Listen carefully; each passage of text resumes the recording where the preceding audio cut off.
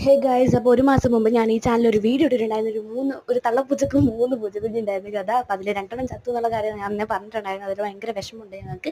പക്ഷേ അതിലൊരു കുഞ്ഞ് ഇപ്പോഴും ജീവനോടുണ്ട്. ആ കുഞ്ഞിൻ്റെ ഒരു മാസം മുമ്പുള്ള വീഡിയോയിൽ അത് എത്ര ചെറുതായിരുന്നു നിങ്ങൾക്ക് കാണാൻ വേണ്ടി പറ്റുന്നതായിരിക്കും. അപ്പോൾ എൻ്റെ ചാനലിൽ നോക്കിയാൽ കാണാൻ വേണ്ടി പറ്റുന്നതായിരിക്കും. പക്ഷേ ഇപ്പോൾ അത് വലുതായി അതിന് നടക്കാനൊക്കെ പറ്റി കണ്ടോ. സ്റ്റൂളിലൊക്കെ നമ്മൾ മേലെ വെച്ച് കഴിഞ്ഞാൽ തുള്ളി താഴെ വീഴുന്നുണ്ട്. ഇപ്പോൾ കയ്യിലൊന്നും പിടിച്ച് നിൽക്കുന്നില്ല. നമ്മുടെ കയ്യിൽ നിന്നൊക്കെ പോവുകയാണ്. നടക്കാൻ പഠിച്ച് അതിൻ്റെ സന്തോഷമാണ് അതിൻ്റെ ഇത് കാണുന്നത്.